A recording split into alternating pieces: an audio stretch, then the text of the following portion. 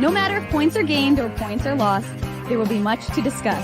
For analysis regarding tonight's Winnipeg Jets game, here are Dave Manouk, Ezra Ginsburg, and your host, Drew Mandel. The Illegal Curve post-game show starts now. For one final time before the month of October, I say good evening, Winnipeg. Good evening, Manitoba. For all those joining us live this evening on our YouTube channel and all of our social media platforms, we say good evening, universe, and welcome to the Illegal Curve post-game show. With Dave Manouk, with Ezra Ginsburg, I'm your host, Drew Mandel, here to discuss the Winnipeg Jets season-ending loss to the Colorado Avalanche, a regular season that was so good and a playoffs that started so promising ends in utter disappointment for a second consecutive season. The Winnipeg Jets bow out in 5 games in the first round. No joy in Mudville, as the old saying goes. The Jets, while game for tonight's contest, were not able to overcome the mountain that is the Colorado Avalanche. With Dave Manouk, with Ezra Ginsburg, I'm your host, Drew Mandel. Gentlemen, good to see you both yet again on this Tuesday night, the final night of the 23-24 season for the Winnipeg Jets. And it's hard to believe that that's the fact, and that's the case, that 5 games is all it took for the Colorado Avalanche to dispatch this Winnipeg Jets team. And I watched tonight's game, and the score to me is more one-sided than the play truly was. And I can't help but think, what if? What if the Jets had played this game for the first 4 games rather than only in game 5? What if Cole Perfetti had been a regular in the lineup? What if Colin Miller had been in the lineup? That to me is the big lingering question as this playoff series comes to an end. What if things had been different, coaching decisions had been different? Because I do believe that's where a lot of the spotlight will be focused when you do the post-mortem of this playoff series. Absolutely. It just doesn't make sense, guys, why Rick Bowness would go back to the pre-game 5 lines when the lines were clicking so well, especially in that second period when the Jets had, 19 shots on net, and they were really controlling the flow of play, right?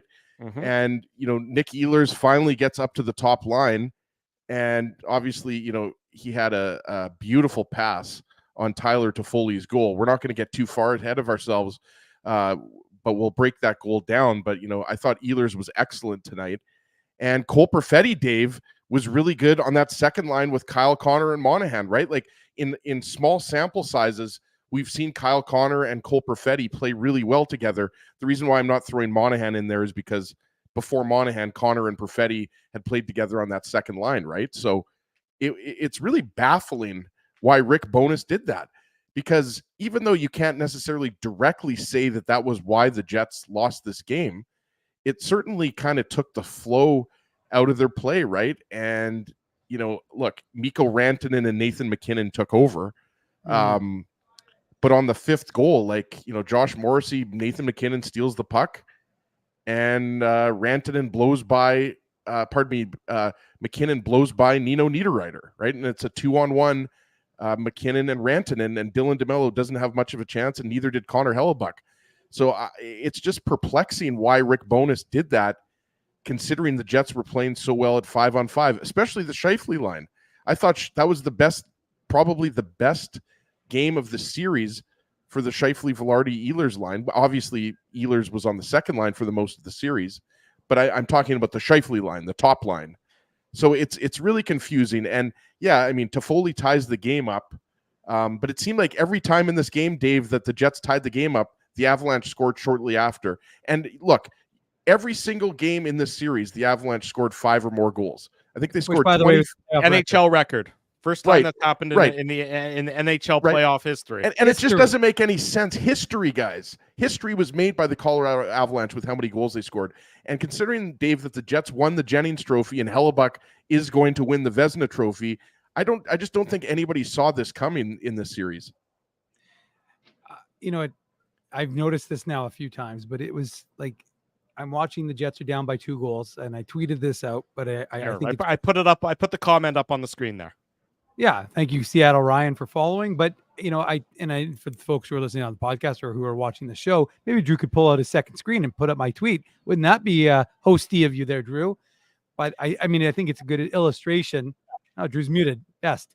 But I think it's a good illustration to me of the difference in this coaching. And look, it could be different coaching philosophies, but I mean, to me, you're watching this game and you're down by 2, and the Jets bench is casual. They're just sitting there. They're catching their breath. They're not focused. But you look over at Jared Bednar. He's got the whole team around him, and they're all talking about the play. And so you're watching this and you're thinking to yourself, well, like, which team is chasing the game here, Ezzy? And it's not the first time I've seen this in the playoffs, and it's not the first time I've kind of took note of it. But I just don't. To me, it's not a good reflection, right? You can see that. Boy, that's a good tweet. Whoever tweeted that was sure insightful, right, boys? So it just goes to show you, right? Like, look at the ads, look at the way they are at the bench. If you click on the picture there, Grandpa Drew, it might enlarge it for you. But anyways, so there you go. Attaboy, Drew. But the point is that I got to zoom up, not down. I was trying to zoom up. It didn't work. It doesn't matter. It's going backwards. Drew, restart your computer. Control Alt Delete. Anyways, the point, you can see it now in the chat. And look at the difference in the benches, right? To me, one is very engaged. And even when the Jets called their timeout, I think 3 guys were listening to Brad Lauer try and game plan for their 6-on-5. And again, the Avs bench was engaged. So that was a pretty damning, I thought, visual. And I mean, I think it's a testament to the somewhat strange coaching decisions and that were, made. And I'm with Ezzy. Like, I don't understand why you finally get the lines going. And, even in his media availability this morning, Rick Bowness made some comment about, if we need to, we can just flip the wingers back. If we're not liking it, we'll flip the wingers back. Well, quite frankly, I mean, why wasn't he liking it, Dave? That's what I mean. Nobody nobody watching that game would have thought Bones was going to do that. That's why it made no sense. They were playing well. The first 40 minutes were the best 40 minutes the Jets played in the series, I think. I mean, this was the closest, competitive nature of the game in terms of the flow, in terms of the pace, in terms of just the back and forth of it. The Jets were winning the special teams battle. Yeah, this was as close as you wanted the Jets to look through the first 40 minutes. I mean, you really, sure, the score after 40 minutes was still 3-2 for Colorado.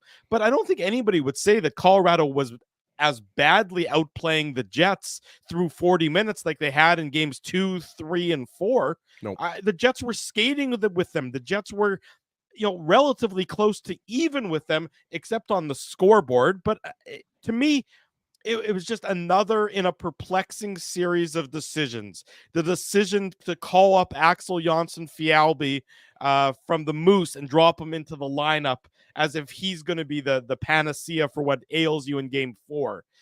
The decision, the being too late to put Cole Perfetti and Colin Miller into the lineup, because both of those players were clearly impactful in the first 40 minutes of tonight's game until Perfetti was told to sit on the bench for whatever reason and get minimal ice time, if any, during the third period.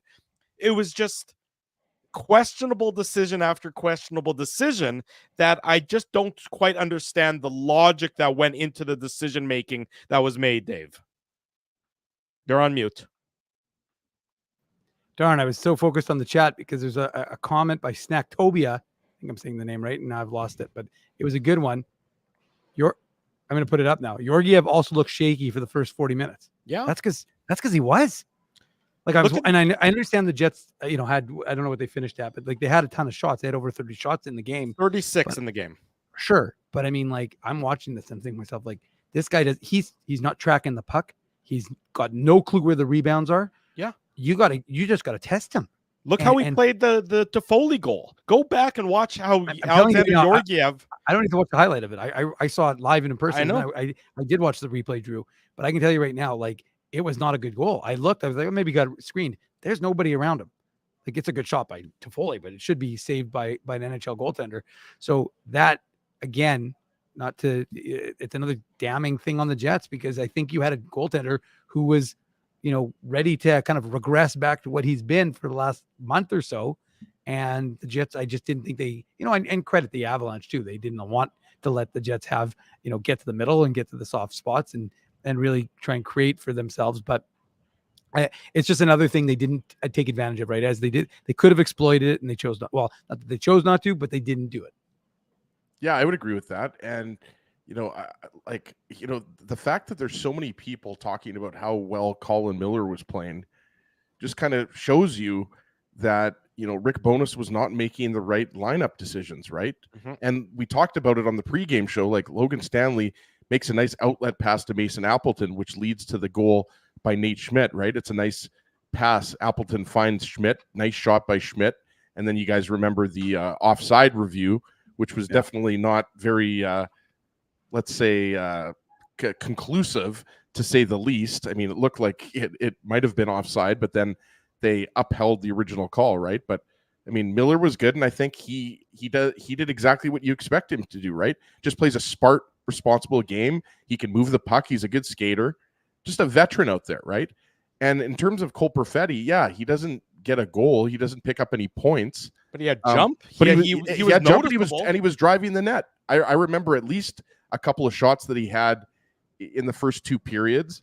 A minute 34 of ice time in the third period for Cole Perfetti. Right. And it makes and Drew, it would be one thing, like, okay, you would say, game score, if the Jets are trailing, he's going to play less if he's on the fourth line, but he was on the second line and he was playing well on the second line. And so that's the thing. Not only was Rick Bowness putting the wrong players in, i.e. Jonsson Fjällby over Gustafsson, there's nothing wrong with Gus Bus's game. He was playing well. He was playing fine on the fourth line. And you guys know how much I like Axel Jonsson Fjällby. But then you say that Jonsson Fjällby's coming in to play on the penalty kill, but then you don't play him on the penalty kill, and it's because you didn't have enough penalty killing time to give him, is kind of what Rick Bowness said, right, Dave? So, I mean, again, the Jets were outplayed by the Avalanche, simply put. I mean, we've talked about it. The Jets' defense just didn't have an answer for the team defense, I should say, did not have an answer for the Avalanche offense. The Jets just didn't make the necessary adjustments. And you saw, for a good chunk of this game, it was pretty low scoring, right? 3-2 after a couple of periods, nothing wrong with that. And then, the Avalanche get 3 goals in the third, obviously one empty netter. But the point being that, Rantanen, McKinnon, Nichushkin, Lehkonen, like Nichushkin and Lehkonen, Dave, had a point in every single game in this series. And obviously there were only 5 games, but Lehkonen scored two goals tonight, one on his own team and one once against the Jets. Yeah, it's funny. I mean, and we'll get into the Pionk goal. I don't think booing. Drew and I talked about this before we went live. I don't like the booing of Pionk. Look, that's not cool. Neil Pionk, again, was Neil Pionk what he's been all season long. I mean, he doesn't deserve to be booed, though, Drew. I agree. I agree. He doesn't deserve to be booed. I would agree with that. I didn't like that myself. Look, you want to boo Neil Pionk for some of his performance this season, or some of the miscues this season. That's fine. Don't boo Neil Pionk because of the Lehkonen goal. I mean, that is just such fluky. That's just such a fluke that.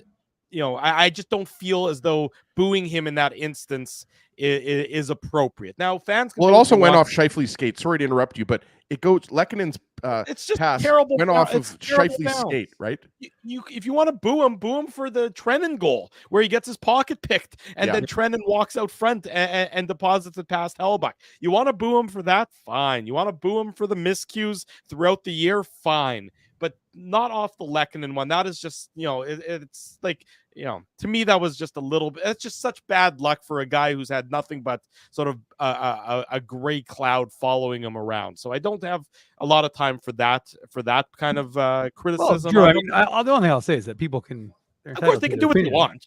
No, but not only that, I don't care if they boo one way or the other, but I mean, they want to pillory a guy for not playing well, then they're entitled to. And again, we're not on this show to fluff pillows. We're on the show because we try and give people an honest assessment as to what we witnessed in a series. So, right. Neil Pionk was not good in this series. He wasn't good this season. He wasn't good this season. It showed. Yeah, I have no problem. I have no problem with that. I have no problem with booing him, for the body of work that he performed this year. Totally on board with that. But don't point to that one fluke play as the reason why you're now going to start doing so. I mean, look, the Trennan goal is way more egregious to me. The Trennan goal, when it's a 1-1 game after the, at that point in time, and you just whiff on it. You get your pocket picked, and then you just whiff completely. That's way more of an egregious defensive mistake, in my mind, than the Lehkonen one, which is just an absolute fluke play. Bad luck, fluke. You're absolutely right, and you're also right on the Trennan goal. And Yakov Trenin, Dave knows he was a Milwaukee Admiral. He was a good Nashville Predator, like a good bottom six guy. Mm-hmm. And Brandon Duhaime, again, look, Andrew Cogliano, he was there for the 2022 Cup. Like, this is a good Avalanche team. I was thinking about this earlier today. Like, I think if the Avalanche have Casey Middlestat all year long instead of Ryan Johansson, they probably get to 115, 116 points. They might win the President's Trophy. Like, this is a team that could win the Stanley Cup this year. I'm not going to get way ahead of ourselves here because they obviously have to play the winner of the Dallas-Vegas series. But especially if Georgiev is playing the way he is now, he's going to give them a chance to win every night. And again, I agree that he was a little bit shaky, but for the most part, he was pretty solid in this series, right? So the Avalanche are a good team, and were there mistakes that were made, and did the Jets really shoot themselves in the foot with all those penalties in games 3 and 4? Absolutely. But the Avalanche have game breakers. They have two guys with over 100 points. McKinnon with 140, Rantanen with 102. Makar's one of the best defensemen in the league. And those guys outplayed the Jets' three best players. Who, if you want to call those three best players Connor, Morrissey, and Scheifele, or whoever you want to pick, it really wasn't even close, to be honest with you. Those guys were head and shoulders above the rest of the players. Jets head coach Rick Bowness is soon to be at the dais at the media podium. We will bring him to you live here on the Illegal Curve post-game show as we break down the Avs 6-3 victory over the Winnipeg Jets, ending the Jets season after a mere 5 playoff games, something I don't think any of us saw coming, especially after the Jets won game 1 in that wild game 1. I guess that would be 10 days ago or so. So as soon as Rick Bowness is at the podium, we're going to bring him to you live here on the Illegal Curve post-game show. But Drew, isn't that poetic? Isn't that, as he said, that the Avs can win the Stanley Cup? I'm pretty sure to win a Stanley Cup, you have to go through Winnipeg, right? St. Louis went through Winnipeg, Vegas went through Winnipeg. So I think it's just become, and Montreal didn't win a Stanley Cup, but they went through Winnipeg to make the Stanley Cup bubble. So teams, maybe it's a badge of honor to get through Winnipeg, and they're going to be happy. They'll want that Vegas and Dallas series to go long so they can get some rest. But look, I'll be honest with you. I didn't foresee this outcome. I thought the Jets would win tonight's game.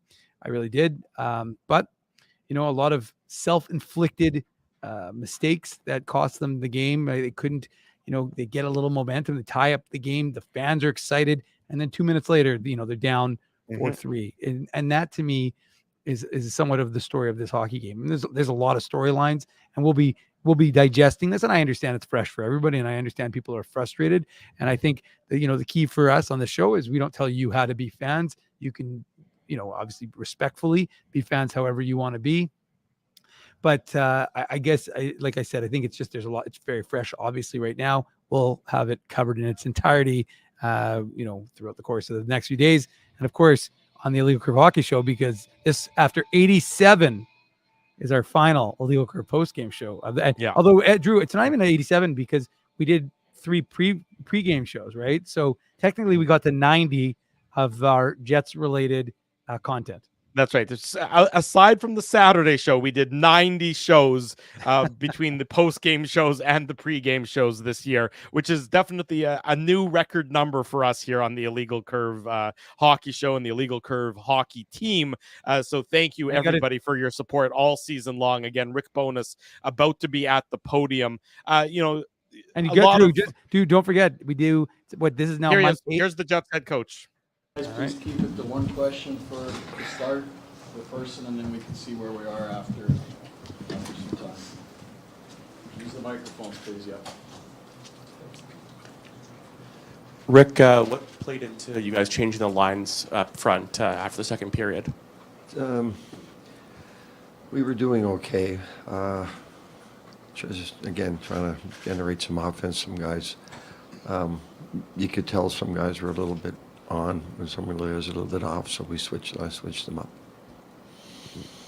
Rick, the team said that it felt like it got to its game today. I know it doesn't get the result it's looking for, but is there a sense of pride in the fact that your team goes out at least fighting like that, or is some of that taken away from the fact they admittedly say it took too long for them to get to their game in this series? It took too long, but listen, in the 2 years, that's by far the best playoff game we've played.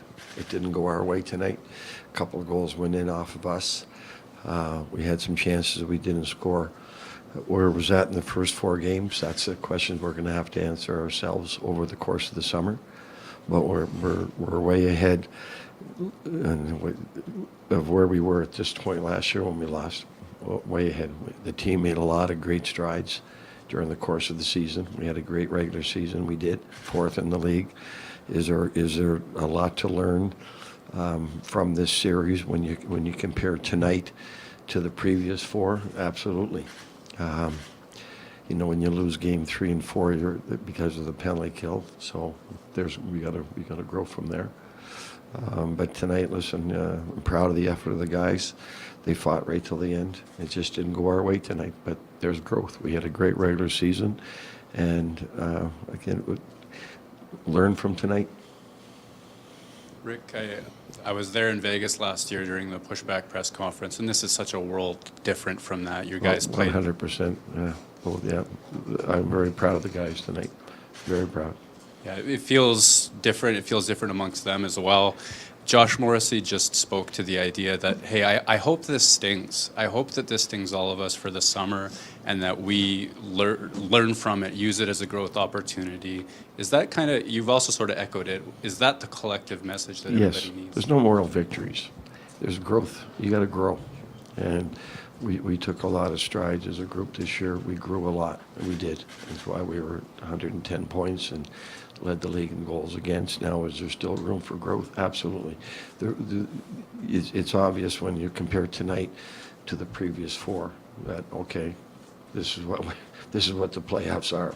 Now, why it took to the 5th game to get there, we'll have to answer those questions, but we will, and we'll grow from it. We grew a lot over this because you compare this team to last year, there's very little comparison. This team is much better, much tighter, and we made a lot of huge strides. We did.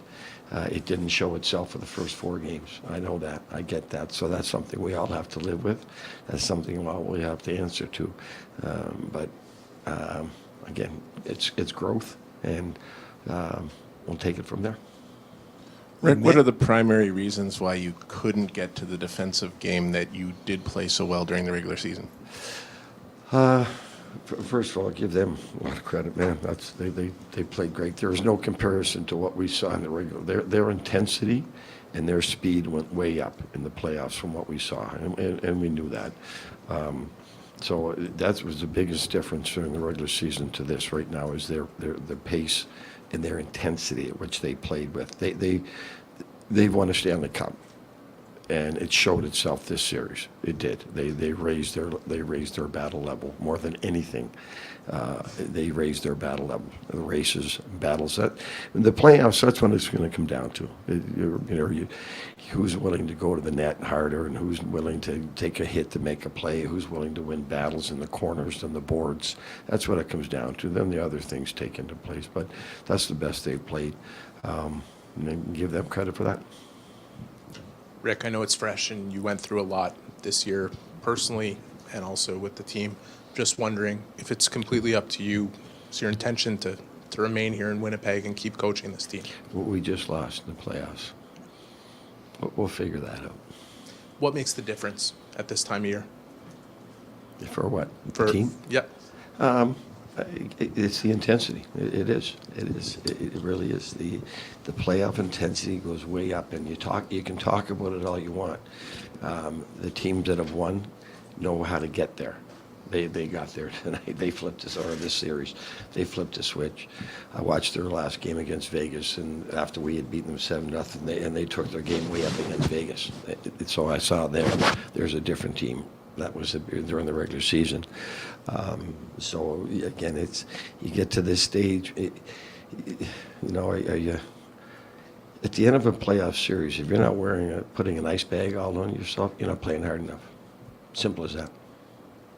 Just wonder, Rick, after a playoff series like this where your team looked quite a bit different than it did during the regular season, we often hear players talk about, looking for answers. As a coaching staff, do you guys look for answers?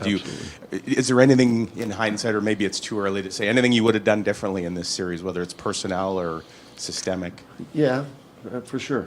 We lost. We didn't win. So hindsight's 20/20. That's the one thing about it. But you do learn. Okay, you have to look back. Okay, that didn't work. That was a mistake. You have to be honest with yourself, which we will be very honest with ourselves as a staff about what we did right and what we did wrong and what we have to do better. We will be very, very honest about that. We always are. Rick, how do you ensure that learning from those lessons means taking your game to the next level? Well, so you go into next season and you bring this up. Like last year, we went into camp and we brought up how we looked at the end of the year. Now you go into training camp and you say that's how that's how it's got to look starting again. From the playoff experience, and you hope it grows. Listen, this is a proud group and it's a tight group, and they're hurting right now, but that's not a bad thing. They should hurt. Last year there's a different hurt. We didn't battle, right? Tonight we battled, so there's a different hurt. But you still have to learn that you still have to take that game to another level. You do. Playoffs are a whole different animal, man. And if you can't raise your game to that intensity, you don't win the Stanley Cup. You know how hard it is to get there? I've been there 4 times. You know how hard it is to get there? It's hard. And your players are beat up when you get there. So, how do you know this group of players can even do that? Well, that's again, those are questions we have to answer over the course of the summer. Thank you all. It's been a pleasure. There he goes, the Jets head coach Rick Bowness leaving the podium after the post-game media conference following the Jets' 6-3 loss to the Colorado Avalanche, ending their series and ending their season after 5 games. Your thoughts on what Rick Bowness had to say there tonight, guys? I mean, sidestepped the question about his future, saying it's not the time really to discuss it, which I'm not surprised about. If I recall correctly, if I recall correctly, there's an option, team option in store for next year. Time will tell if the Jets exercise that or not. That sounds like a Saturday morning topic, Drew. It certainly will be. It won't be a topic for tonight. On Saturday morning's Illegal Curve Hockey Show, we will do a deep post-mortem on this Winnipeg Jets team, this Winnipeg Jets season, where the team goes from here, where what the roster is going to look like moving forward. That'll all be on Saturday morning, and that'll be something we talk about for the next number of months as the Winnipeg Jets obviously disappointed with the result. When they went out at, before the trade deadline and at the trade deadline and acquired Sean Monahan and Tyler Toffoli and Colin Miller, they thought that they were in store for a longer playoff run than the 5 games, 3 home games that they had tonight. So you can understand the disappointment in the voice of Rick Bowness and understand the disappointment in the comments that Josh Morrissey had to the media before Rick Bowness spoke. The question is now, where does this Winnipeg Jets team go from here? And how does the Jets, how do they build off of this? How do they grow from this defeat? And the decisions that were made tonight I think are something that are going to still be talked about for the next few days, because we said it earlier, Jared Bednar outcoached Rick Bowness, and I think he did so again tonight. Rick Bowness, I thought, was just too cute by half with some of those decisions, particularly in the third period, Ezzy. Yeah, and I think when you look going back to what you said before, Drew, asking about, how they learn from this. I mean, first off, we don't know what the team is going to look like next year, right? Like, people are already starting to say rebuild. Like, I think we know, guys, the marketing slogan for this team is "we're all in." So I don't think that it's time for a rebuild. And I think when you have a mainly veteran lineup, There's going to be changes for sure. Like we know that, for example, Dylan DeMello, Brendan Dillon, they're in the last year of their contracts. Yeah. Sean Monahan and Tyler Toffoli, they're pending UFAs. Right. Cole Perfetti needs a new contract. I mean, there's players. The forward group, sorry for interrupting, but the forward group is largely going to be the same as next year, I believe. And sure, maybe you'll see somebody like, maybe you'll see somebody like Colby Barlow or Brad Lambert push for a spot. Not Colby Barlow, sorry, but Brad Lambert. Maybe he pushes for a spot, or there's some people pushing up from the Moose pushing for a spot. But there's some people that think Elias Salamonson is going to be on the top pair for the Jets next year. Well, I think that's probably too soon for a guy who's never played a game at the NHL level or the professional hockey level in North America. He did just win a championship in Sweden, and I think he's a very bright piece of the Jets' future on the back end. I think what I'm trying to say is look how they have slow played their defensemen. What makes anybody think that Elias Salomonson's just going to step right into the NHL? He's not. He's not. It's not realistic. I think he's going to be a really good NHL player, by the way. Yeah. Based on what I've read and what the highlights I've seen. All I'm saying is yes. I think Brad Lambert has the tools and the speed, Drew. I agree with you on that one, that the majority of the Jets forwards will be back. Look, guys like Nino Niederreiter, Vlad Nemesnikov, they're under contract. Yeah. I don't think both Monahan and Toffoli will be signed. No, I think the Jets would be more interested in signing Monahan. I don't expect that they're going to do a big push to keep Toffoli around. But really, look, I mean, of the Jets forwards, of the 16 forwards that are up with the Jets right now, and that's the number that it is. I'm looking at Cap Friendly right now. 14 of those 16 are going to be back. The only, barring a trade. So barring a trade, that could change things. But the only ones who are UFAs are Toffoli and Monahan. Perfetti and Gustafson are both RFAs. We know they're not going anywhere. The big changes are going to be on the back end, and that's really where the big changes need to be, Dave. I mean, I think it's anything from this series is apparent. And again, we'll go deeper into this on Saturday and all off-season long. Thank you there, Drew. We got that was very nice of Arian Amanzi. Thanks for all the coverage this year, gents. Appreciate you all. We lost our identity this series, but that's playoffs for you. Back and better next year. Thank you, Arian. Appreciate that. It's very kind of you to provide us with some cash there. That Ezzy appreciates that. That's his beer money. So thank you very much for doing so. Not necessary, but appreciated nonetheless. But I mean, my big takeaway from this playoff series, from these 5 games, is the defense is not sufficient. No. And the coaching wasn't really sufficient. And I think Rick Bowness he's a very good hockey coach. He might be a better, by and large, from what everybody says, he's a better man than he is a hockey coach. So, I think he deserves all the credit in the world for that and for being as beloved as he is by his players. But at the same time, I'm not sure that running him back next year as the Jets head coach is the right decision for this group at this point. And again, that's not something we need to, hammer out in detail right now, but it's evident to me that he was outcoached and the Jets defense needs to be better if they want to be considered with the upper echelon of the NHL. Yeah. And we got the comment up there from Brent Bellamy, of the Winnipeg Free Press, architect, big friend of the show. Like in a season in which the Jets were the best defensive team or the second best defensive team in the league, the fact that we're saying that is maybe surprising to some people.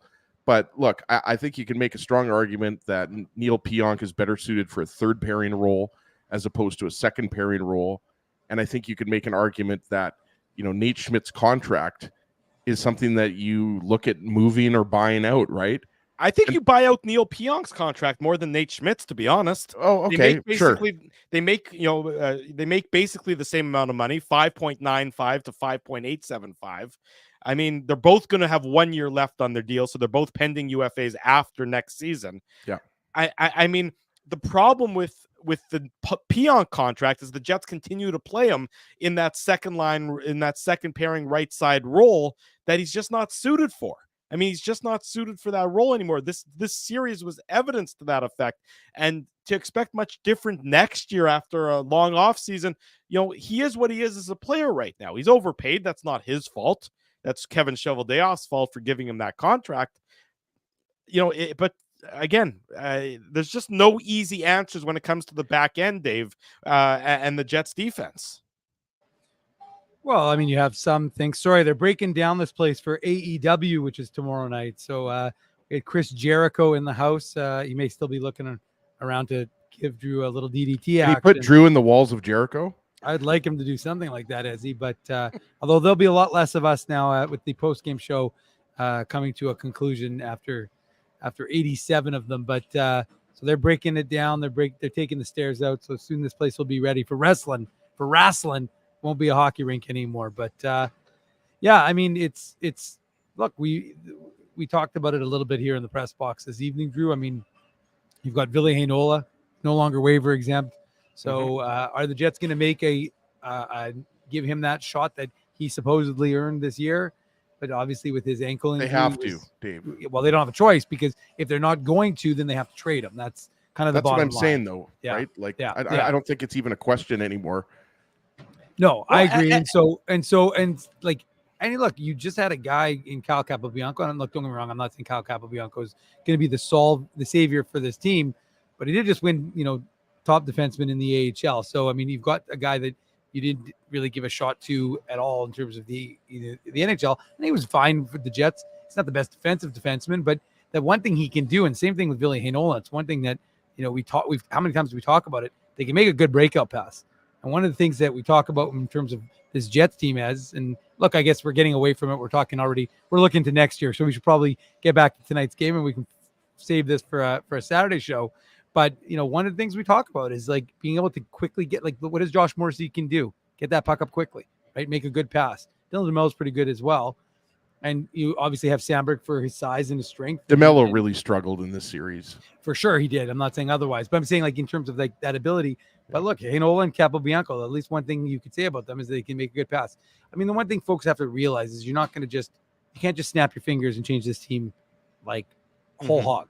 You have to be aware of the fact that it doesn't just happen that way. It doesn't manifest because you say it's going to, unlike when Chris Jericho said the Jets are going to score because the refs finally opened their eyes. It's very powerful. The Jets actually scored. He manifested it. But trades, unless he maybe tries it, are probably not going to try the same way. Well, and I see some people in the chat saying, the Jets defense is going to be too small next year. It's going to be too small. Yeah, I've seen that complaint. Yeah, I've seen that complaint too. But guess what? The Jets defense was way bigger than Colorado's defense in this series. And which defense would you rather have had between the two of them? Now, of course, Colorado's got Cale Makar, so that is a bit of an asterisk next to that question. But it's certainly the Jets' bigger defense than Colorado certainly struggled in this series, and certainly, did the size of the Jets' defense was not an asset for them. Well, when you take out 6'7" Logan Stanley and you take out 6'4" Brendan Dillon, and you replace those two with Nate Schmidt and Colin Miller, obviously the average size of your defense goes down dramatically. Well, but which game did the Jets play better defense in? I mean, look, I'm agreeing with you, Drew. I'm saying that the bigger defensemen, Stanley and Dillon, the Jets didn't necessarily play better defensively with more size, right? I thought, guys, a big thing going back to tonight's game 5, I thought the Jets were a lot more physical than they'd been in the previous 4 games. And you kind of ask yourself, like, why weren't they playing? Like, you saw, like, we talked about Cole Perfetti getting in on the forecheck, Mark Scheifele getting in on the forecheck, like Nino Niederreiter, Appleton, Lowry. I mean, the third line you expect to be physical in the type of forechecking they're going to do. David Gustafsson, Dave's always talked about how he has an underrated kind of physical game, right? So I thought that was something that I liked in the first few periods, and then you got away from it in the third period when the Jets were chasing a 1-goal deficit and then a 2-goal deficit, right? But they just couldn't skate with the Avalanche. When the Avalanche took it to the high gear, the Jets just didn't have really a response. And I think that was really illustrated on the second Rantanen goal. We talked about it where McKinnon blows by Nino Niederreiter on the 2-on-1 after Morrissey turns the puck over to McKinnon, right, Dave? So, yeah. I mean, look, I agree with you, Drew. Neil Pionk, I think he's just, I think at the NHL level, I think he can be an above average third pair guy if he's playing 12 or 14 minutes. I don't think he can be that like 18 to 22 minute second pair guy anymore. I just don't think he is. And you could make an argument though, did the Jets have anybody that could play on the right side on the second pair that No. could shut down Nathan McKinnon, Mikko Rantanen, and Cale Makar? Like the Avalanche, let's be honest here, guys.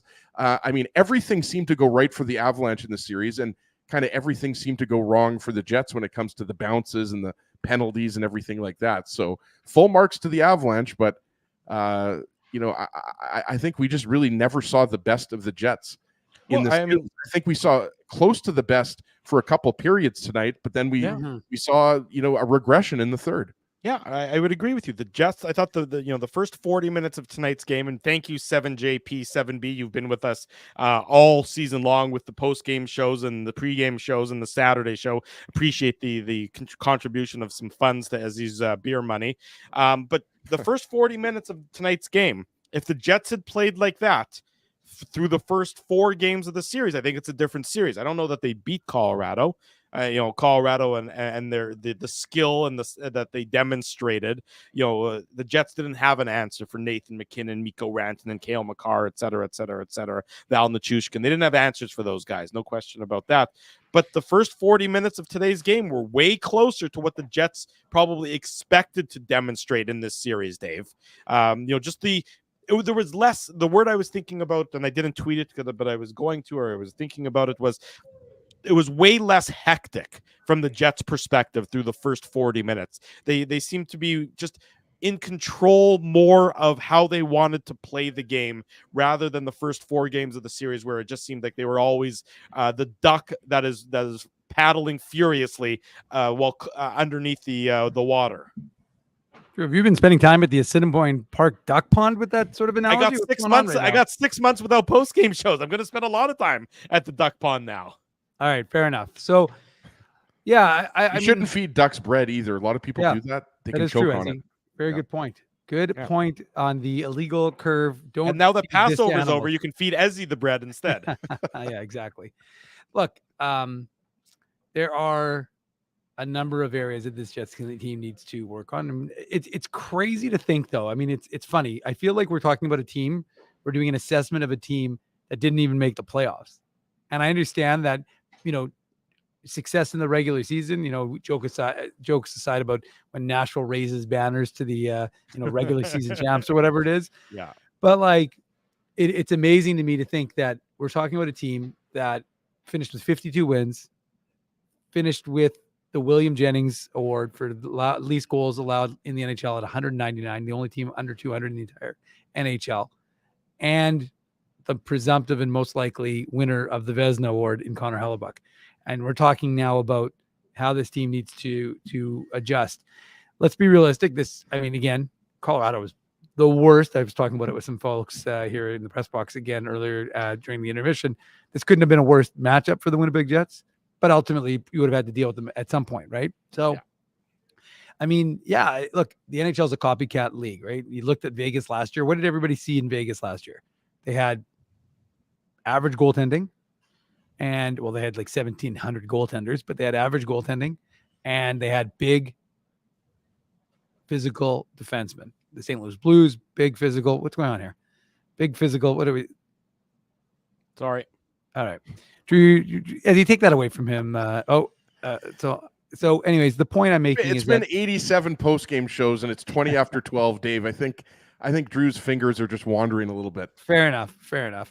But I guess what I'm getting at is that, it's a question as to whether the Jets will do that. Now, the Jets have some options if they want to go smaller, but agile and the ability to make passes. That's Philly. That's Kyle. I think Kyle's a UFA after this year. So, or is he an RFA? I think he's a UFA actually. Who's that, Dave? Sorry. Kyle Capobianco. So I think he's a UFA.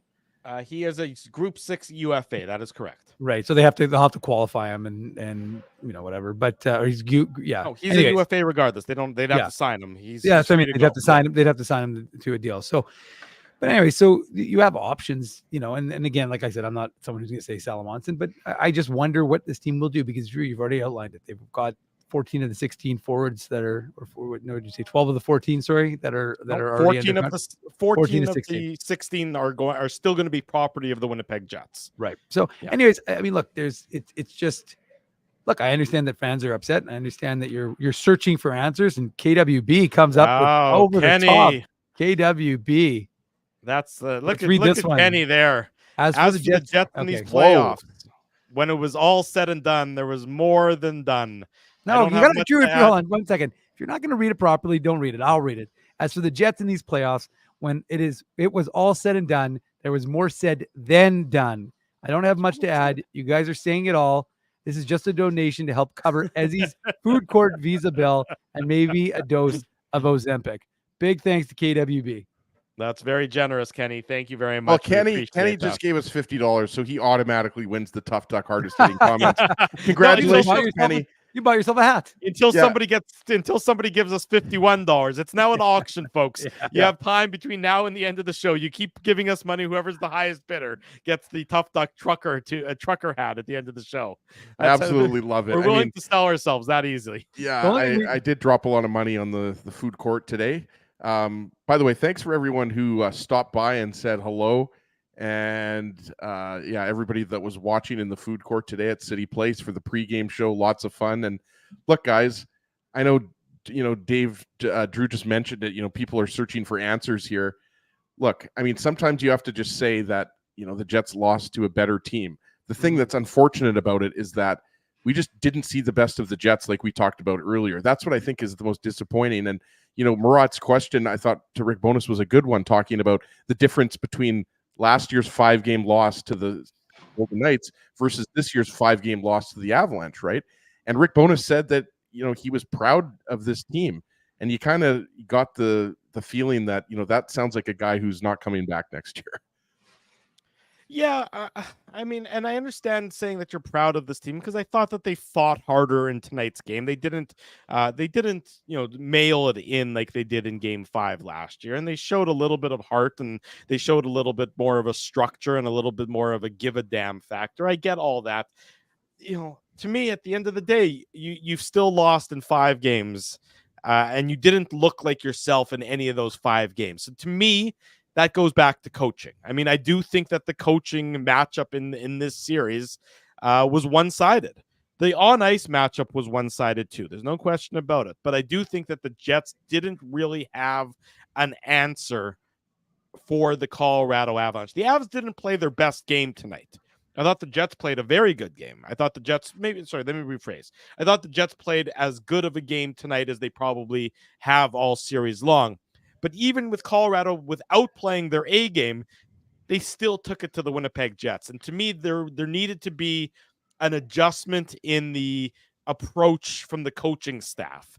And not strictly just Rick Bowness, but all the coaching staff. And I think coaching was an issue for the Winnipeg Jets all season long, particularly on the special teams. I mean, we know how many games of the 87 post games that we did, how many of those games did the Jets lose where, when we were doing our synopsis, we said, well, the special teams, cost them. Special teams has a lot to do with coaching. Coaching plays a big role in special teams. So I do think there's a lot of areas for improvement for the Winnipeg Jets, and I would not be surprised if there was a change behind the bench and if there was a change in approach for next year. I think Rick Bowness deserves a lot of credit for getting the Jets to buy into the structure that they did and to become that defensive stalwart that they were in the regular season. But how does that translate to the playoffs moving forward? Yeah, I agree. Sorry, Dave, go ahead. No, I just going to say a couple things. First of all, thanks, Timmy D. I don't think it's our producer, Timmy D, but because I owe him a check for all the work he's been doing, but maybe that's him throwing us a check. But maybe he's paying it forward though, Dave. Could be. Well, we haven't paid him yet, so he's paying it backwards. Yeah, exactly. But look, and big shout out to Andrew Haleko, who we met today. He came and joined us at City Place for our kept trying to sell us Tetra Tech. It was really weird. Yeah, it was very weird. Centra Tech. Sorry, Centra. Yeah. Tetra Tech, I think, is a Winnipeg company. I think you're right. Sorry. Anyways, Centra Tech CEO. Drew got Bitcoined. I think what's going to happen though, from my perspective, is that Rick Bowness said it, and I don't think he's wrong. I think they need to do a long, hard look, and I don't think that just extends to the players. I think it extends to the coaching staff, and I think it extends to everyone. I think from an organizational perspective, and it was interesting because Darren Dreger was on with Gino Reda before the game, and it was just although I have to say it it irks me. I've changed their headlines 3,000 times when I post their content because their headlines are so freaking stupid, and everyone is like salacious, and it's like, what will happen when? Clickbait. It's like, but the crazy part is like, if you just put a normal headline, Jets fans will be interested in it. You don't need these stupid headlines. But anyways, so the point from my rant aside is that, he's just talking about the fact that they're, and one of the names he mentioned, I wouldn't be surprised, he mentioned Nikolai Ehlers. He said that, and again, could I see the Jets I know that everyone loves Nikolai Ehlers. Could I see Nikolai Ehlers being dealt for a defenseman at some point, a right side defenseman, to pair up with Josh Morrissey to finally give this team a little more of a shutdown? I could see that happening. But again, I feel like we're getting into the next. Ehlers is a pending UFA after next year, so it's certainly going to be a topic of conversation until he's either not a member of the team or he signs another contract. I mean, that's what happens when guys are in their last years of their contract. And this year, I would say for Nikolai Ehlers was not necessarily to his fault, but just the way he was used was perplexing all season long. I mean, this was a very disappointing playoff run for him. You can't sugarcoat that he was not very good in these playoffs. He did not really get an opportunity to stand out. He played a couple of periods, with the top line, and then didn't play, the third period with the top line for reasons that I cannot adequately explain to you, and I don't think were adequately explained by the Jets head coach and his decision making tonight, because that certainly left me perplexed, like it did a whole lot of people. But I do think that Nikolai Ehlers' future with this team is going to be a significant question mark moving forward, because what does he garner you? He probably garners you a top 4 defenseman. And what do the Jets need? I would argue they clearly need a top 4 defenseman. I mean, I see Dylan DeMello being more of a priority for re-signing than Brendan Dillon when it comes to the pending UFA defenseman. Just because of the way he fits with this Josh is definitely Morrissey. a Saturday topic. I know it's more of a Saturday topic. I know that. But these are the things, and these are the topics, and these are the questions that people are going to have this offseason. Hey, there's 600 people. There's 600 people in the chat right now for at 12:30 at night, or in the morning. So we appreciate each one. You tell us what you want us to talk about. We're here for you. We're here for your Don't benefit. forget about the 175 porn bots either. Yes, on Twitter. But the one thing I will say, just to quickly throw this one out there, make sure you're subscribing. We do this. Well, we've done 90 broadcasts covering the Jets post and pregame. 87-3 in favor of the Post, and we do a Saturday show. So make sure if you're new to us that you're hitting that subscribe button, because we want you to join IC Nation. Yes, because we're going to do it again on Saturday morning, and then we're going to do it every Saturday morning from now all the way through the end of July, talking about the Jets and where this team goes from here. Because, now there's a structure. Benzie had the best whiteout gear. Yeah, now there's a structure that if the Jets, can keep that and maintain that, there's a building block. That structure that was put into place during the regular season is a building block for this team. You can't just throw the structure away and go back to what you were before, because, we know that doesn't work. So I would presume, and of course there's no way of knowing for certain, the players themselves will be the ones who answer this question, but the players, I think, understand and appreciate that what the structure has to be for you to be a consistent winner at this level, a consistent regular season winner at the very least. And now the question becomes, and Rick Bowness talked about it in his post-game media availability, how do you build upon that? How do you build upon that in the offseason? How do you build upon that next year? How do you build on that so that you're just a consistent team like the Boston Bruins? A team that doesn't matter who's in their lineup, who they lose to retirement, everything along those lines. Almost there's a blueprint that doesn't change from season to season by and large if you're the Boston Bruins, at this point. And that's where the Jets have to figure out and move on from there. Dun, dun, dun, dun. Well, looks like Dale's getting the hat instead of Kenny's water bottle. Yeah. Whoa, $100. I appreciate that. I don't know. Who wants to read that comment? You can read it, Ezzy. Dale Berezuk. Hopefully I'm pronouncing that right. I will be happy to send in this. Dale graciously sent us $100. So thanks, Dale, for that. That's going to buy me a lot of Timbits. If one coaching can be held more accountable, and if Pionk, not for a flute goal in parenthesis, I just think I just think he just isn't very good, and that it was a hell of a season, just not so for playoffs. Glad golf is starting-ish. I think he means because it hasn't really started across the province. I'm assuming Dale is in Manitoba, but we appreciate that from Dale. Yeah, look, I mean, Drew, you mentioned structure there, I think 25 times in your little soliloquy, but the fact that, again, we're talking about changes and a coaching change. Look, the Jets arguably had their best they did have their best defensive season under Rick Bowness. But let's be honest, it kind of fell apart a little bit in the second half of the season, guys. And I'm not just talking about that 6-game losing streak. There was a good 2.5 months where the Jets were a 500 team and kind of lost their way. But for the first 40 to 45 games, 50 games, it was certainly there. And they found it at the end of the season, right? Beating the Avalanche 7-0, beating the Stars 3-0. They beat the Canucks, the Kraken. Obviously, the Kraken is less impressive. I forget the other teams that they beat there. But, beating the Avalanche and the Stars by a combined 10-0 score. I mean, but again, the Jets have not got it done in the playoffs. Yeah. And I think you have to revisit not just the group of defensemen, because I do agree with you, Drew. I think that, that right side needs some work.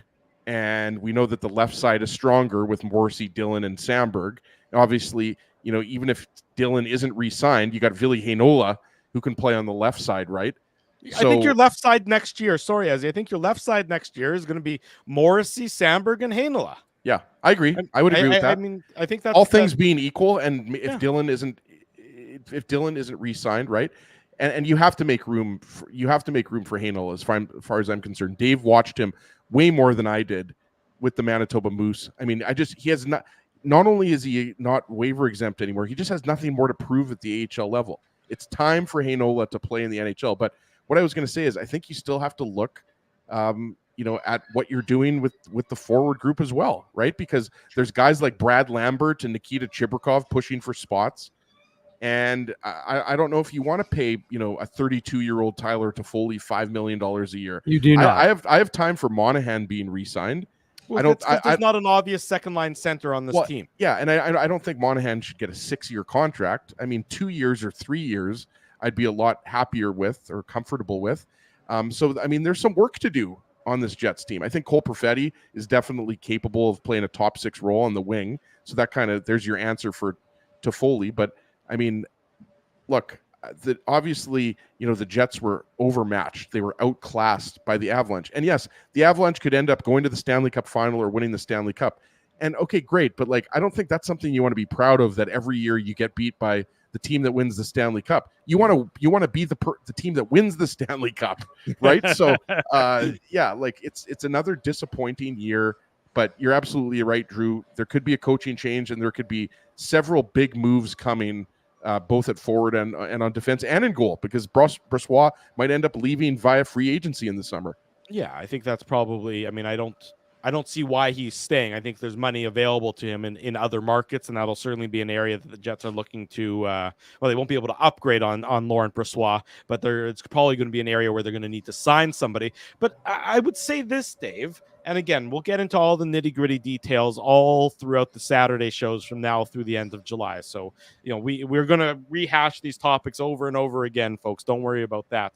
But from my perspective, as I'm sitting here, now that it's May the 1st, the calendar has rolled over to May the 1st, I would say that my optimism level for the Winnipeg Jets is a lot higher today than it was last year at this time after they lost to the Golden Knights in 5 games. I think that the future is much brighter today for the Winnipeg Jets than it was last offseason with all the uncertainty and everything else. You look at the forward group for this Jets team, I think there's some enviable pieces that are coming up in the ranks, and even other ones that are still, making their way through college or junior or wherever it might be. So I do think that the future is brighter for the Winnipeg Jets this year on this date than it was last May the 1st. Yeah, I mean, I don't think that's super out there, Drew. I mean, we heard the end of season things, and look, I think you're right. I think there are some definite pieces. Are they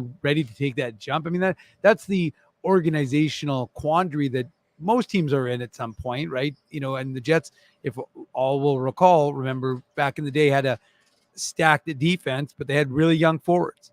And then you have a stacked forward group and you don't have a great defense. I mean, that's kind of from an organizational perspective is why you're at the always same time.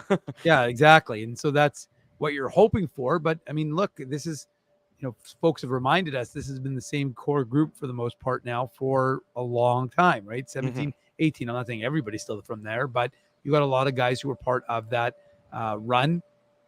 And so, yeah, I mean, it's not ideal. And it's a hard thing to consider because you're going against the numbers and we always talk about big sample size, small sample size, playoffs the regular season doesn't matter.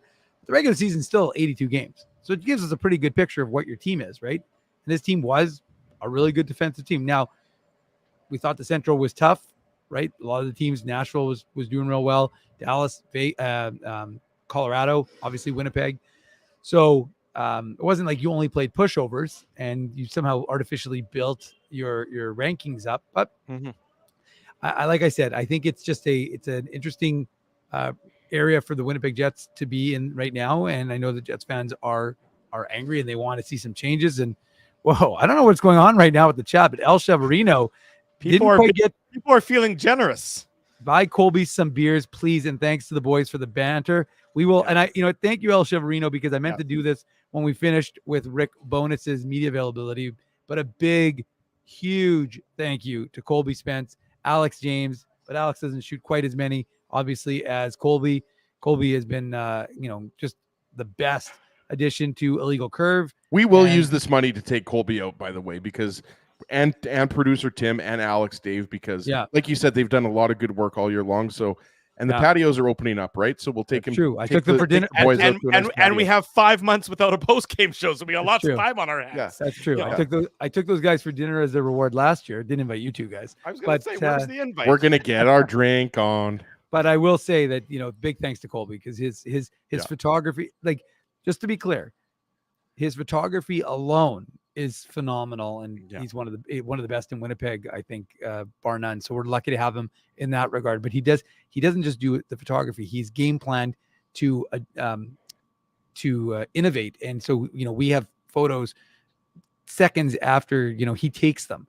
We're faster than anybody else. It's unbelievable. He takes pictures in the future. He takes pictures of things that haven't happened yet. It's really interesting. So I will say that's phenomenal. And not only that, but one of the ideas that I conceptualized with Colby and Alex actually at that very dinner that you two weren't invited to was the idea of doing live pressers with the coach. And it took Colby and Alex some time and they got it worked out. And like I said, Colby really took the bull by the horns and he got that working for us in around the 40th or 50th game of the season. But I mean, it just added another element that we love to bring you here on the Illegal Curve postgame show was the live media availabilities with the coach. So again, like I said, he's added such a significant part of what we do here, whether it's on this show or our social media and the website, of course, illegalcurve.com. Wouldn't be able to do it without Colby. So kudos to Colby on a great season for us here at Illegal Curve. Yeah, which I think by the way, I think is like his 9th season with us.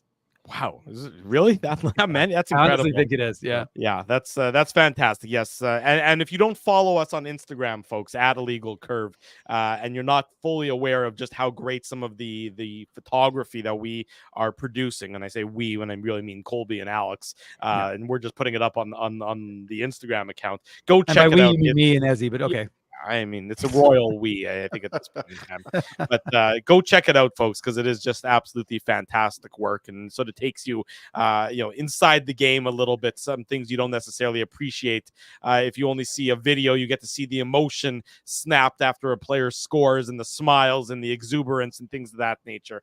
So it really, a picture does tell 1,000 words, as they like to say. And you can really see that on our Instagram account. This is the Illegal Curve post-game show talking about the Jets end of season. They lost tonight to the Colorado Avalanche 6-3. Many of you, over 550 of you, still with us. It's as the clock is getting closer and closer to 1 a.m. Looks like nobody really wants the season to end. I totally understand that. The Predators have officially defeated the Canucks, by the way. Yeah, that happened. I think they came back. Yeah, they came back and won 2-1. The post-game shows will come to an end after tonight's, but the Saturday show, that continues unabated all throughout the offseason. So be sure to join us 9 a.m. on Saturday mornings as we do deep dives into the Winnipeg Jets and where this team goes from here and who stays and who goes and what the coaching staff looks like and all the big questions that are relevant for this Winnipeg Jets team. I don't think that it's quite the same level of chaos, as I mentioned, as last year's post game was, when Rick Bowness really, napalmed the team to some extent for their performance in Vegas. He said earlier when we brought you the post-game comments that he was proud of the team for their effort tonight. And that effort was admirable through the first 40 minutes, and then it all fell apart in the third period. And that is all going to be part of the post-mortem. The questions as to why did it collapse? Why weren't the Jets able to, build upon their successes in tonight's game? And instead, it was always one step forward, two steps back, one step forward, two steps back. And then where does this team go from here? Where does this team build on from here? A successful regular season, no question about that. But what's next for this team, and how do they take that regular season success and translate it to postseason success, Eze? Yeah, the offseason is next for the Jets, Drew. That's what comes. Once you're knocked out of the playoffs, it's the offseason. Yeah. Good to know. Thank you. I appreciate that. We'll go to break. When we come back, we'll touch on more on the Jets and the Avs. We'll do our final Tough Duck hardest hitting comment. So far, it's going to who's the guy? It's going to Dale. He gave us $100. So you got about a 3.5 minute commercial break to give us more than $100. And that way you would win the Tough Duck trucker hat as well. We'll do the Seagram shot of the game when we come back. Stay with us. It's the final post-game show of the year. Drew Mandel, Dave Manouk, Ezra Ginsburg with you on what is now a Wednesday morning. The Illegal Curve post-game show rolls on. You guys ever wish for a game changer in life? Like finding out your favorite snack has 0 calories? Or discovering the mute button on Eze? Picture this, a secret weapon for parking where you can book a spot a whole month in advance. Tell me more, Drew. Pre-book your parking at really low rates, or maybe even for free if you use the code Illegal Curve. Free? What is this, sorcery? The Grid Park app. It's a real secret weapon that has affordable game day parking, and to sweeten the deal even more, I love sweets. Our listeners can use the code Illegal Curve to park for free. Holy Zamboni. Tell me about it. Just download Grid Park, GRYD Park, and use the code Illegal Curve, all one word, to park for free. Whoa, Ezzy, everything okay? You look stressed. Of course I'm stressed. We're moving, the house is upside down, the kids failed miserably at packing the fine china, and my life is in chaos. Chaos! Yes, that does sound like a problem. What am I going to do? Ezzy, relax. Rolly's Transfer Moving and Storage is the answer. With 60 years of experience in moving Manitobans and a track record of exemplary customer service, one call to Rolly's and your stress is gone. No job is too big or too small. Just visit Rollies.com and they will take it from there. Thanks, Dave, and thank you, Rolly's Transfer Moving and Storage, online at Rollies.com. Your coworkers love you because you always make them laugh. You're the life of the party with stories that have them rolling on the floor. Or maybe you're just the quiet one in the corner with the one-liners that just slay. Do you have what it takes to become Winnipeg's funniest person with a day job? Try your luck. Hit the stage at Rumors Comedy Club, and you could be walking away with $1,000 cash. Winnipeg's funniest person with a day job. Presented by Rumors. For all the details, head to rumorscomedyclub.com. The game can change just like that. Accidents happen when you aren't protected. So now what? Getting to your injury quickly can make all the difference. Help prevent them from being game changers with Linden Market Dental Center. Bonding, crowns, bridges, and dental implants. State-of-the-art treatments are available to help you get back in the game. To learn more, visit LindenMarketDentalCenter.com. Creating smiles for life. It's all over, folks, and the run has come to an end. You've been so far away. A Canadian team hasn't won the Cup in over 30 years. And the Cup will stay south of the border. Maybe it's time we try something different. This playoff season, let's cheer with the fans we've always cheered against. Team up for the Cup at Boston Pizza. For 3 generations and over 80 years, Tough Duck has been making apparel that works and plays as hard as the people who wear it. From jackets to work boots and everything in between, Tough Duck's clothing can handle the harshest environments, even the illegal curve hockey show. Work to live, live to play. Visit toughduck.com.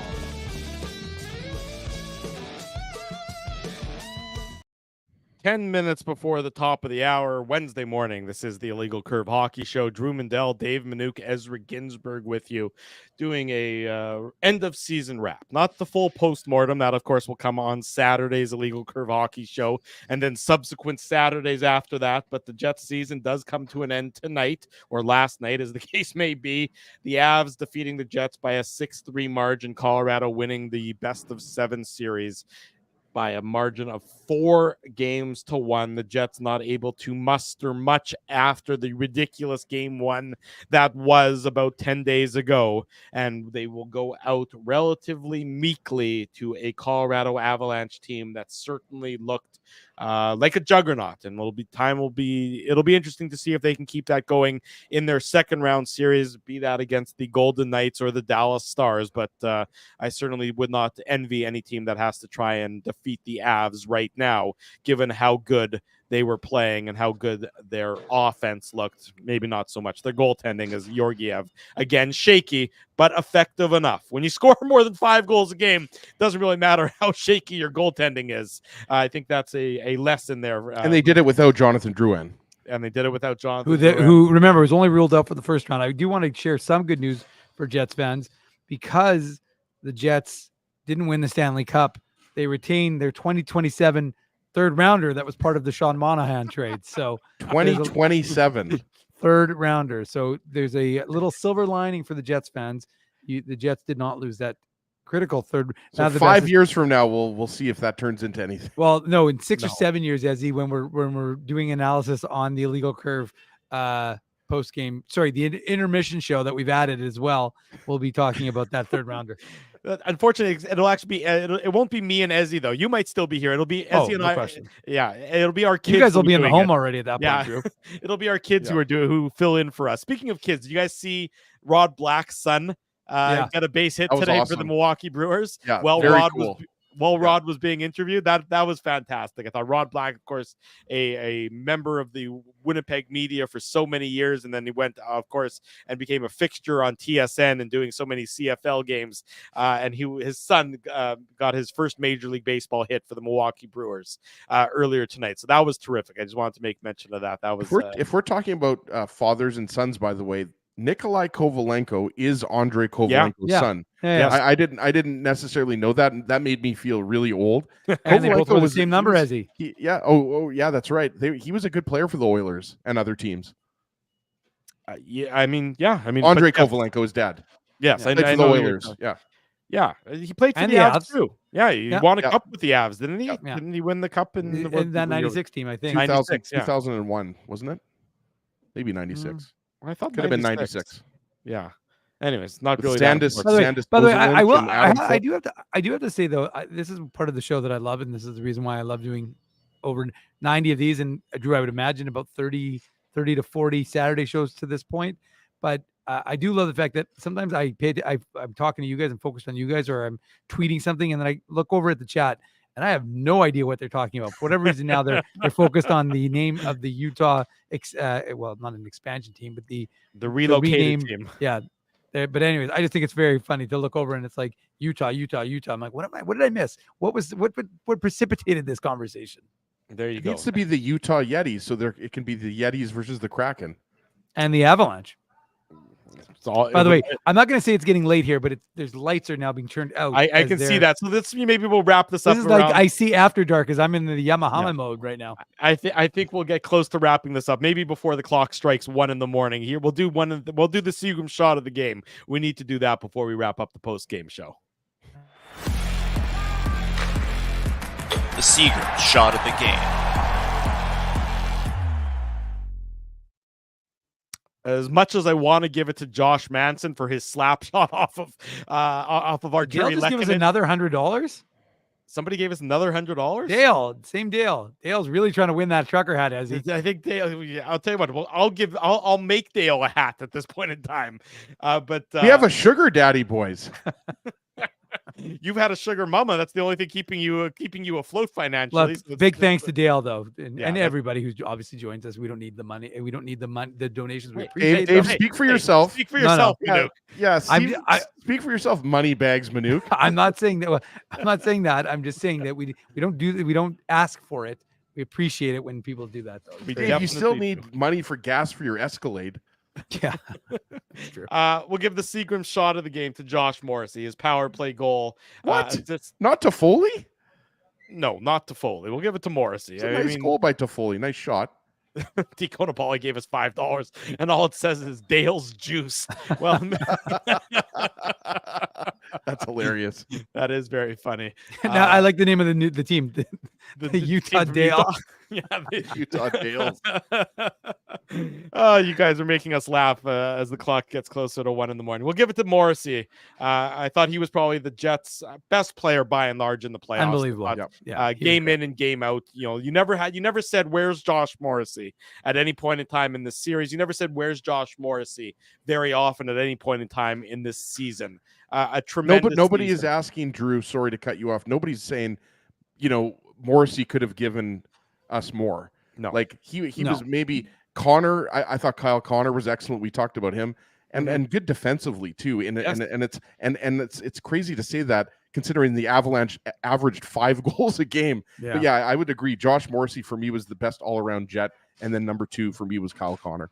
Yeah, I just want to reiterate that because at one point I was watching the game here and I thought to myself, Josh Morrissey's phenomenal. He really is. Like what he's doing, to try and will his team into this series and to keep the series going. And you could see it on his face, when we didn't obviously we weren't part of the post game media availabilities, but I saw some video and I was just like, you can see him wearing it, and look, maybe it's a good thing that it does sting, as they said. So we'll see how this team does, but you can see that, look, these guys know they're in their prime, but the years are Blake Wheeler said it, right?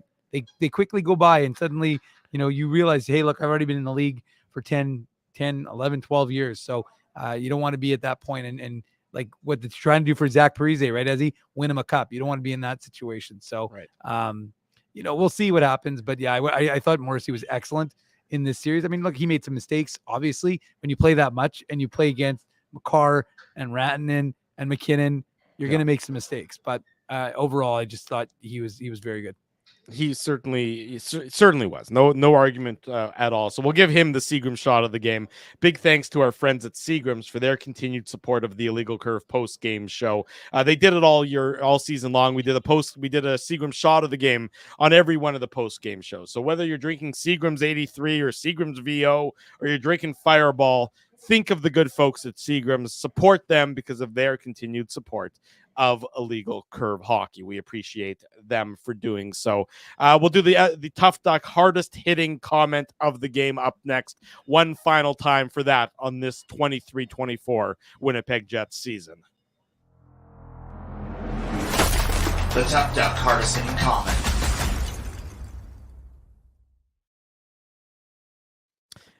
Ezzy, which of Dale's $100 donations is deserving of the Tough Duck hardest hitting comment? No, we're giving it to KWB. Money can't just buy the Tough Duck hardest hitting comment. Well, I guess in this case, money did buy the Tough Duck hardest hitting comment. I mean, I'll read it here again for those who weren't listening earlier or watching earlier, and for those listening on the podcast. But anybody who gives me money for food and Ozempic is going to get the Tough Duck hardest hitting comment.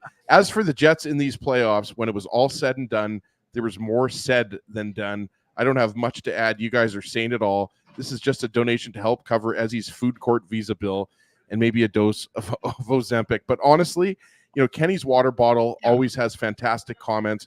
We have a lot of people in the chat who have been with us for all, what did we say, 87 post games this year and the Saturday show. So I think it's safe to say Kenny's water bottle is kind of maybe the unofficial mayor of the chat. I think that's what I would call him. There's a lot of good folks in the chat. Well, I mean, Spency's more of a referee. Yeah, I would agree. You guys want to say mascot? No, Ezzy's the mascot. Yeah, I'm the mascot. Even though we saw Pikachu earlier today at City Place during the pregame show, but I do have one quibble with Kenny's water bottles comment. It's the idea that any credit card company actually gave you a credit card. I was thinking the same thing. They're not giving Ezzy any credit. No, I don't have a Visa bill. I have a Discovery card. Yeah.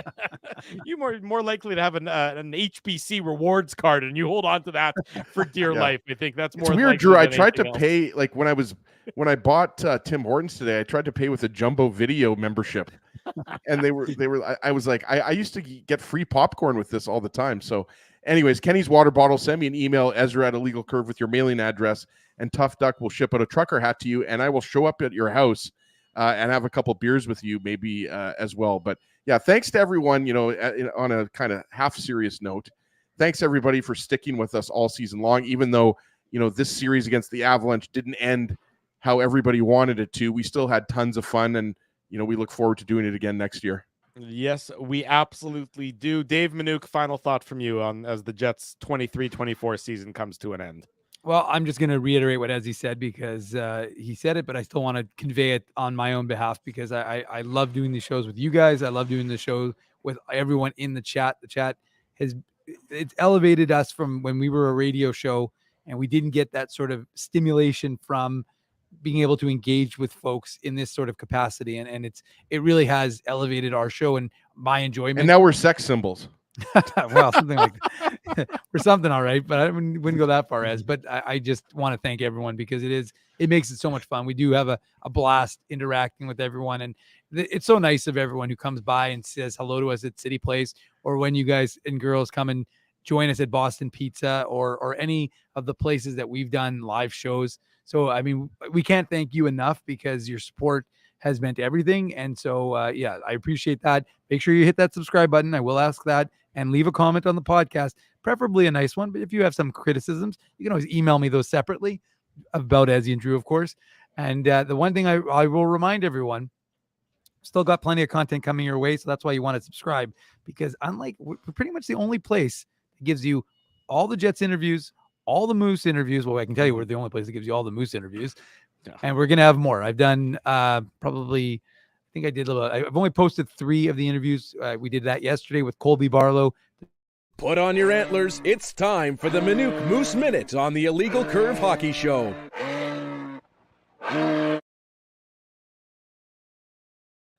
Okay, I wasn't expecting that, but I think it's appropriate on the 87th one of these. And yeah, look, I then we did some really good, we had some really good chats yesterday, as you mentioned on the pregame show, but we talked to Colby Barlow, Danny Jilkin, Chaz Lucius, the Jets draft picks. Today we talked to a whole host of guys as well, guys like Henry Nikkinen, Jeff Malott, Daniel Torgerson, Tyrell Bauer. So we talked to those guys. And then tomorrow we finish things off. We talked to head coach Mark Morrison and, of course, the rest of the group, the guys who probably were all the Black Aces, Nikita Chibrikov, Brad Lambert, Ville Heinola, Parker Ford, Kyle Capobianco. Are you just naming the entire roster now? Is that what I'm talking about? I'm getting folks, Drew, it's called Wetting the Whistle. I'm getting people excited to make sure they want to follow our YouTube channel. Priming the pump, Dave. Priming the pump. So the point I'm making is that we'll have a lot of interviews coming your way. I've only posted 3, but I've got more on the phone, and we'll have some more ready to go as of tomorrow. And of course, end of season for the Jets won't be tomorrow, but it may either be Thursday or Friday. We'll cover that in its entirety as well. So, and thankfully, Colby has offered his services. So we'll have some, as opposed to my shaky camera work. Although I did get a compliment. Someone complimented me. Oh, Nicholas Jones complimented me yesterday on the IC camera, the IC screen cover for my phone. But anyways, so we'll have those. Keep it locked. Legal Curve YouTube. There you go. Dave M will have complete coverage of that. And anyone else who wants to pay compliments to Dave's cell phone case, you can go ahead and do that as well. I'll reiterate what Dave and Ezzy said. We do this so often. We do it because we love doing it, but you guys make it, and you guys and gals make it so that that much more enjoyable. Dave and Ezzy, of course, the three of us are a triumvirate, and we're close friends. But the fact that all of you are joining us night in, night out, game in, game out, it really does make it all the more worthwhile. So thank you for all your contributions all season long. But we're not going anywhere, of course. The Saturday show will roll on, and so be sure to join us 9 a.m. Saturday morning, the Illegal Curve Hockey Show. We will dive deep into the Jets offseason and the litany of questions that are facing this team.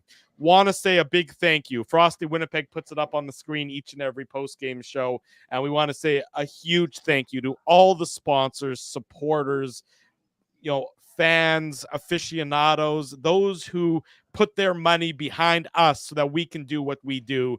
That's our friends at City Place, Rumors Restaurant and Comedy Club, Grid Park, Linden Market Dental Center, Zappia Group Realty, Betway, Tough Duck, Boston Pizza, Seagram's, Rolly's Transfer, and Farmery Beer. Some of these sponsors will be back next year, undoubtedly. Some will move on, and that's okay, too, because some of them have been with us for so long. So there's always a new opportunity. If you know of a business, or you have a business, or you want to suggest a business that should become a sponsor of Illegal Curve, by all means, let us know, and we'll be glad to get in touch with all of Dale them. Berzuk is now officially a sponsor after dropping a couple hundo on us.